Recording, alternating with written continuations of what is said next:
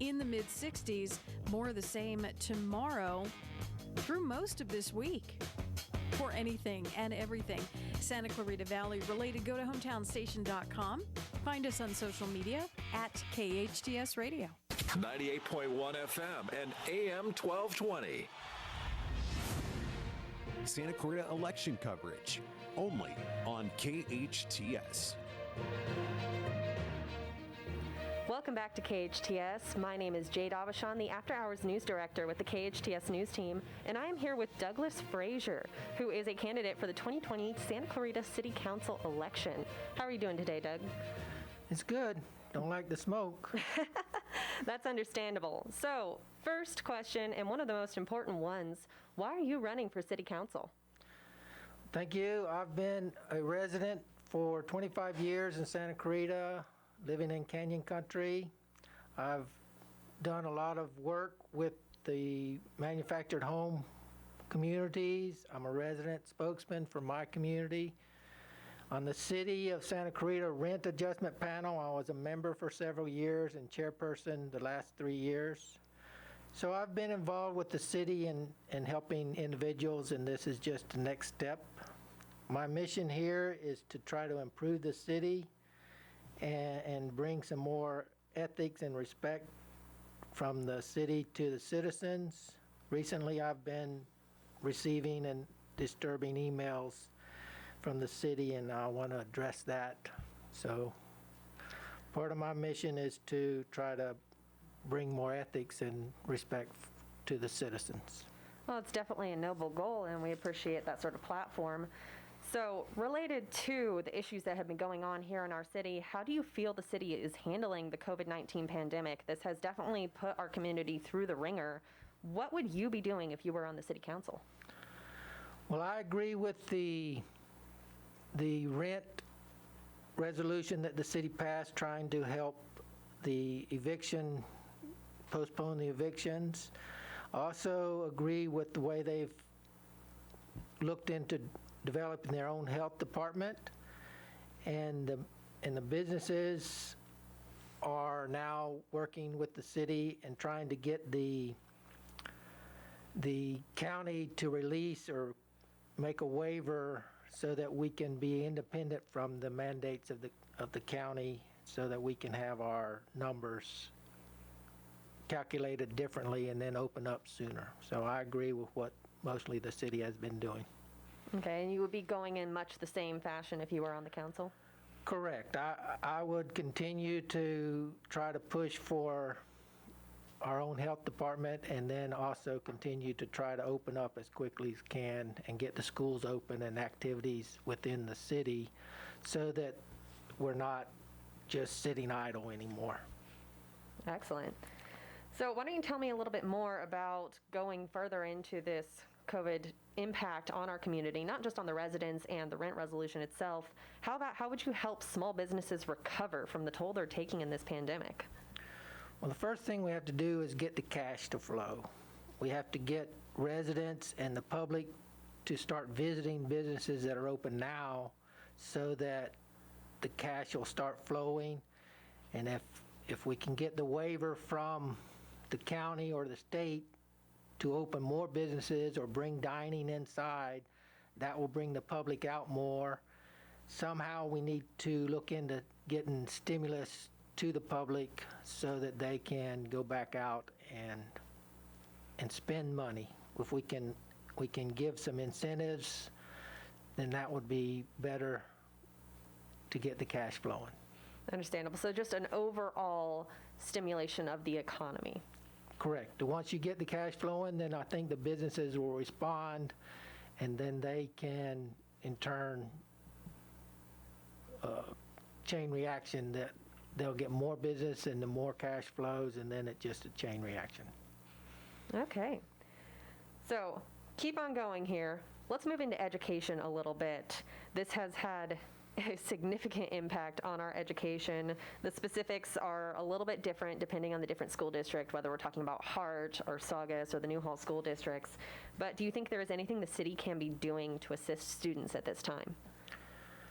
Well, the students are working online right now on the internet, And there are some students that don't have any internet access, or they don't have a fast enough internet access. So I've thought about it, and within the districts, they have to help out, and a city can maybe create some hotspots, such as around the parking lots of the libraries, or even at the schools themselves, where the hotspot is there, and the students can come and work outside. Since outside is okay, we can set up like what they do in at restaurants, patio work. And if a student doesn't have internet access, they can come and like they used to do at the libraries, use the computers. So the city needs to look into doing something like that. But it's really a decision based mostly on the districts, and the districts have all the authority. We just need to support the districts and what their decisions are. Yeah, our districts have definitely been dealing with quite a lot in the recent weeks, especially with all of the changes due to the health officer orders. Let me try to speak clearly there.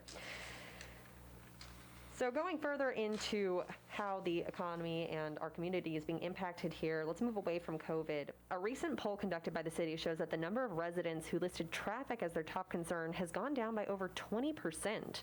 Do you think traffic is a problem in Santa Clarita, and what would you do to address it? Yes, traffic is a problem, not during off hours, but during peak hours, you can experience a long waits at traffic lights, or in construction areas, you can experience long waits. So we need to try to coordinate the construction so that it's not happening during the peak hours. The lights seem to be coordinated a lot, but to make the lights synchronized will help traffic flow. The additions of more housing is the main problem, because with more housing, you have more traffic. Mm-hmm. Well, perhaps we could improve the buses. Right now, the buses are running, and there needs to be more campaigning to get people to use buses, or high occupancy, like the small dollar rides or something. That would help get more cars off. And then non-car traffic, such as bikes and walking. But right now, we do have a good bike program and a good bike path system, so we just need to encourage people to use it. So in short, focusing alternative methods of transport, be it public transport, ride shares, bikes, along those lines to help lessen the weight that the roads are having to carry. Right, the roads are at capacity now, so unless we build bigger roads, there's going to be a lot of traffic. We just have to encourage people to use alternative means of transport. All right, thank you very much for that answer. Let's go more into recent trends in terms of crime and drugs. Recently, officials with the SCV Sheriff Station told us that a number of fatal overdoses is on the rise here in Santa Clarita. What can the city be doing to address this? First, we need to provide an alternative to drugs. An example is more recreation in the city. We have the open spaces, we have the parks. We just need to get more teenagers, more activity for the people that are using the drugs as a way of not being bored. If we get the mindset away from the drugs and towards recreation or education, then we can help out in that area. We do need to enforce the rules and get the dealers off the streets, and we can do that through the sheriff department. But trying to enforce it at the user end is not strictly the best way to handle. We need to rehab the user and then enforce the rules on the dealers. Okay, so coming at the problem from all angles. Correct. Okay. So we have a very substantial veteran population in our community, kind of staying in terms of our population and focusing on the people who live here. Do you think the city is offering enough support to those who have served? And what would your approach as a council member look like when it came to working with them? Well, the city has several support programs for the veterans. Mm-hmm. We're building veteran home. We have a memorial park, although the veterans had tried to get a war memorial in there, and it took forever to this council to approve that, and I don't know why, because the funds were already there. The council just seemed to not be showing the respect to the veterans that they needed at the time, and so it took forever to do that. But there is what they call a block grant program where they can help veterans in their housing, and if a veteran has a problem with the roof leaking or a porch problem, the city has what they call a block grant from the federal government that they delegate money out, so that helps everybody, but a veteran can work with that. We need to support more of the VFW and the other groups that are around that have veteran support, such as Elks and Moose Lodge. They have a lot of veterans so providing money supporting those groups would be good.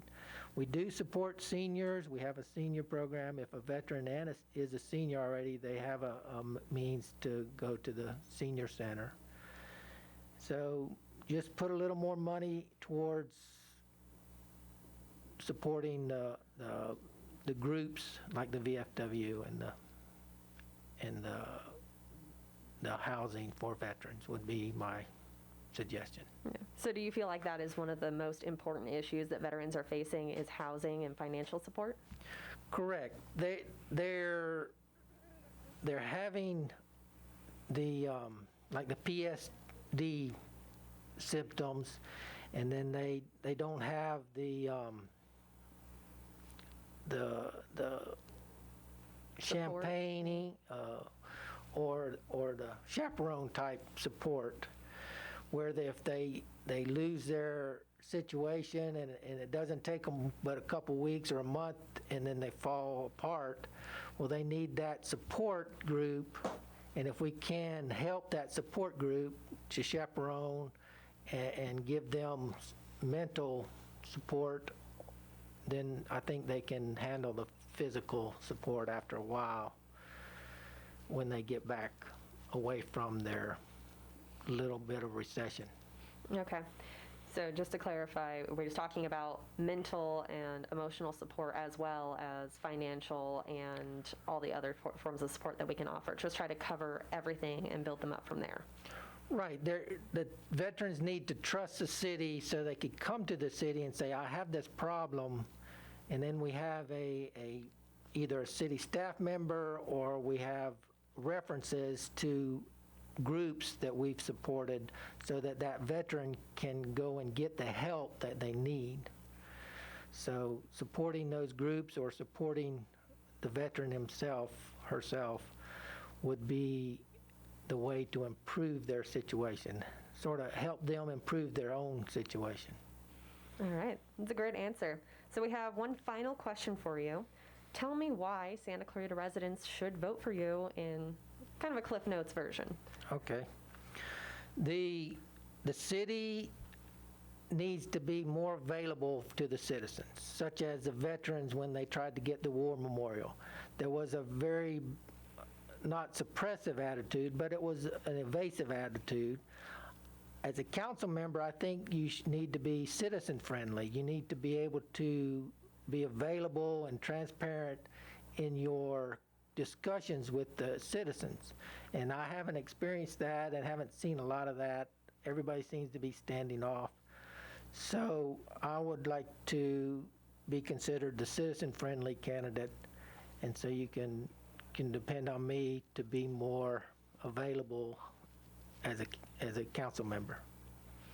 All right, that was fantastic. Thank you very much. That was Douglas Fraser, who is one of our 2020 Santa Clarita City Council members. You can tune back in here to KHTS. We are interviewing all of the current Santa Clarita City Council candidates.